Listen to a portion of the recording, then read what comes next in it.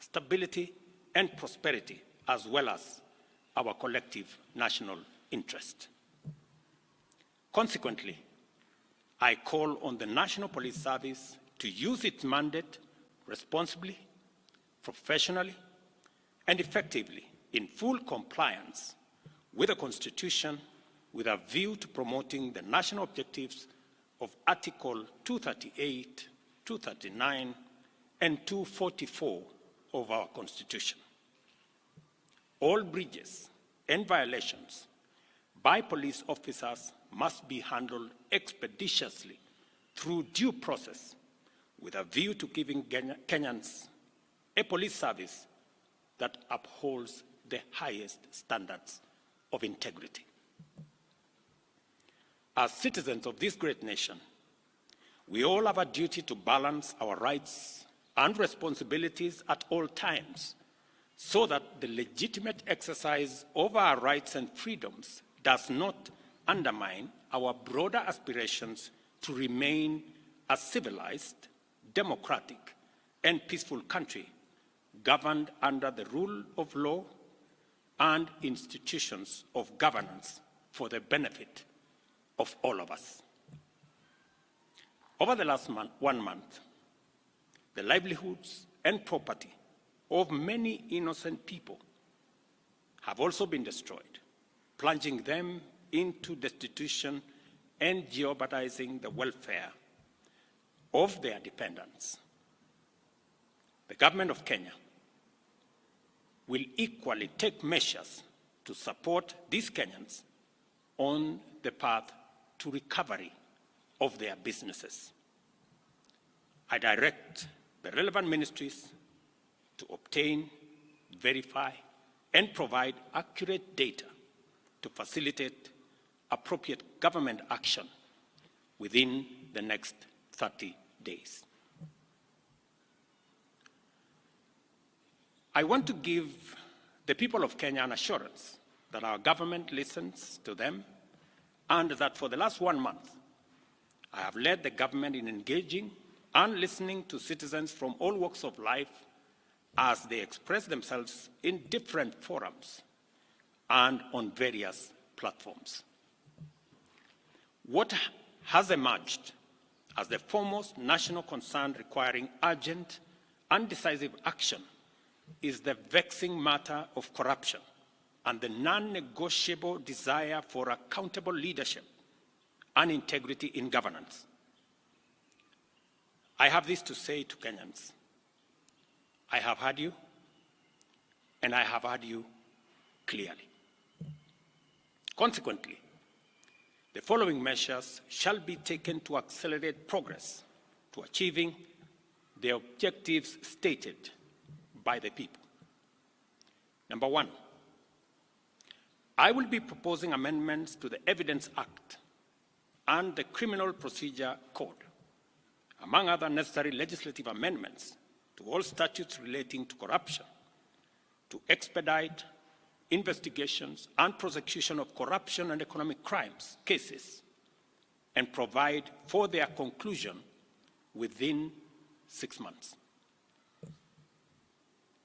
We shall also be proposing amendments to the Witness Protection Act to overhaul the statutory and institutional framework to protect and incentivize whistleblowers and enhance witness protection, making it easier and safer for citizens to come forward and report corruption as well as other criminal activities.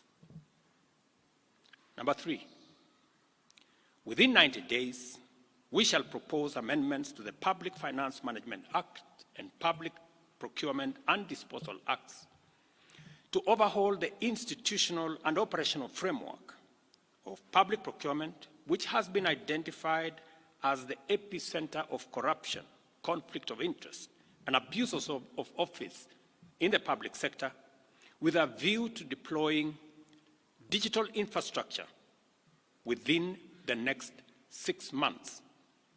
The aim of this measure is to provide an open and transparent public procurement platform which gives open real-time and end-to-end public visibility of public procurement from advertisement to award of contract and to whom it is awarded and what amount the people of Kenya will pay. Number 4, I have engaged with the parliamentary leadership and asked Parliament to expeditiously pass the Conflict of Interest Bill with the explicit caveat that I shall veto any bill enacted if it does not establish the highest bar with respect to accountability, integrity, and anti-corruption. I will make full use of the power given to me under Article 115 of the Constitution to make sure that the bill meets the appropriate standards set out in the original bill. Number 5, while fully respecting the independence of the national justice, law, and order institutions, and pursuant to a commitment to consult and collaborate in leveraging their institutional capabilities in effective, expeditious, and conclusive investigations in respect of all active cases, it is essential for these institutions to provide a time frame to the people of Kenya, because that is what the people of Kenya want, within which proceedings shall be concluded, and the same timelines clearly communicated to the public. Number 6, about 400 billion shillings is spent on tax expenditure every year, especially on VAT refunds, a process that is largely opaque and with limited accountability. Within 90 days, I will be working with Parliament to provide a legislative and regulatory framework to make this process transparent, open, and accountable, with a view to reducing this huge public expenditure and direct savings from this exercise to the productive sectors of our economy. This is going to be a very important exercise of engaging Parliament in consultations with the people as to whether it is right for us to spend 400 billion Kenya shillings every year collected from the people of Kenya to pay a few companies on matters of VAT refund. Number 7, the government will also work with Parliament to tighten legislation to reduce and eliminate imports of goods and products already manufactured in Kenya, so as to promote our value addition, our manufacturing, and industrialization program in our quest to create more jobs, create more opportunities, and create wealth in our nation. We must have a national conversation as to whether we want to be a supermarket for products from other countries, or we want to produce products that we already have manufacturing capacity in Kenya.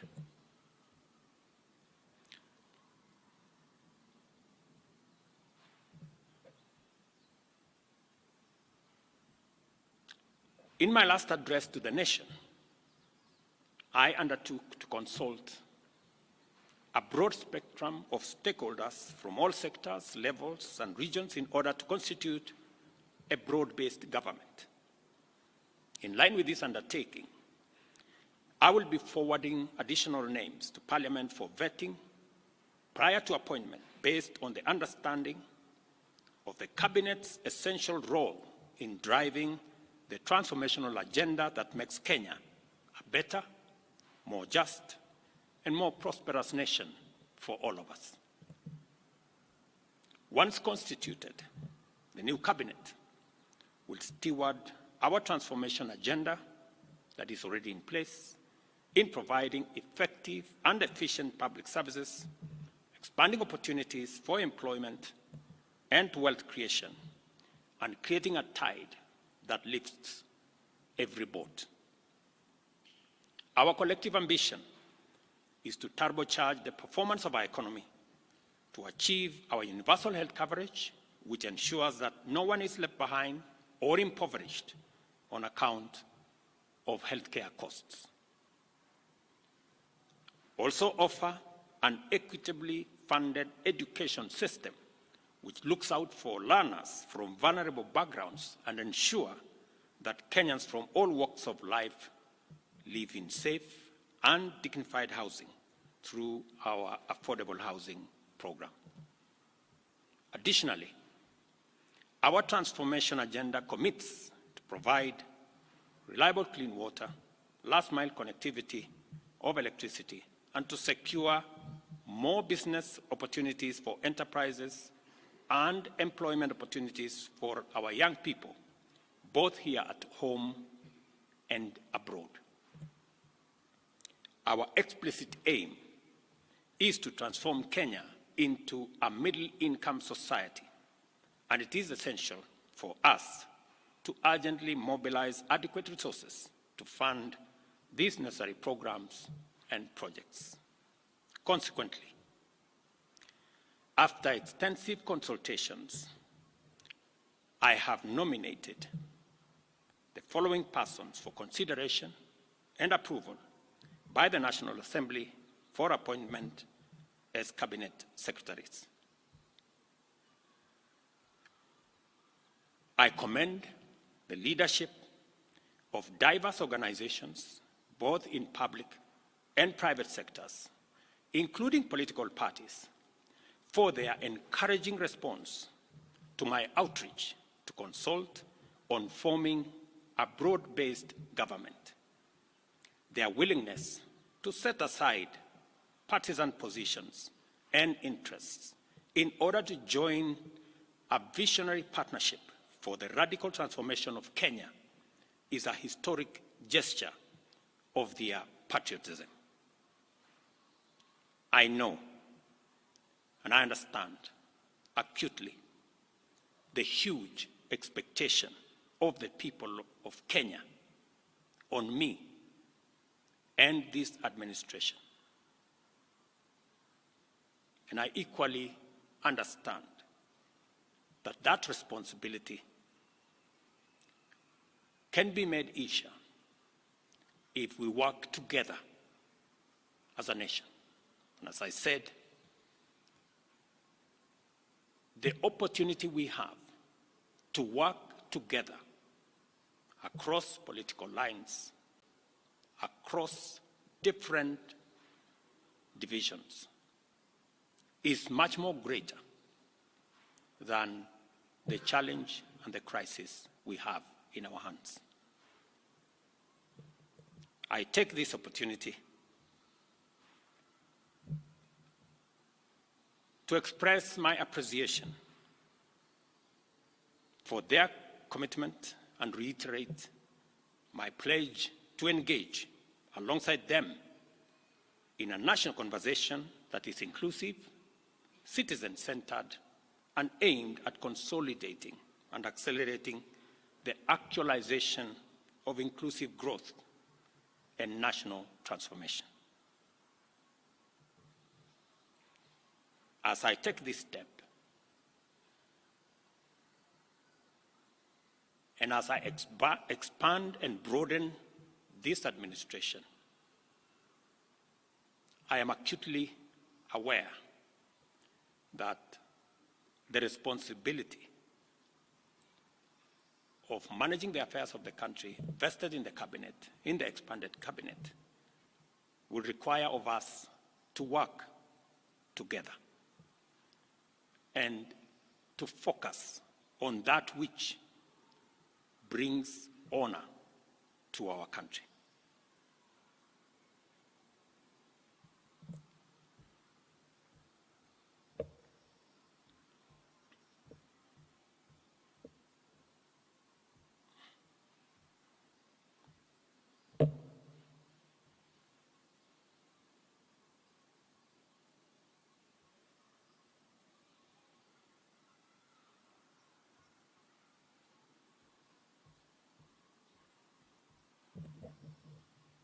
I will shortly give you the list of my nominees.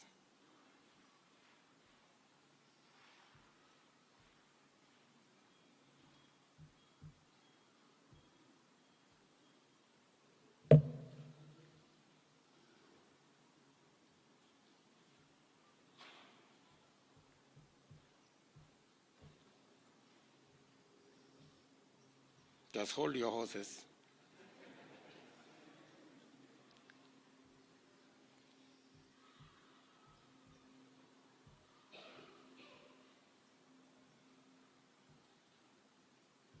Just hold your horses. Great.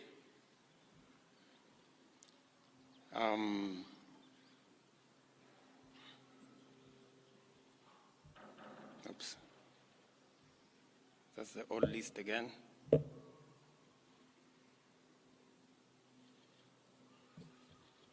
Where did it disappear?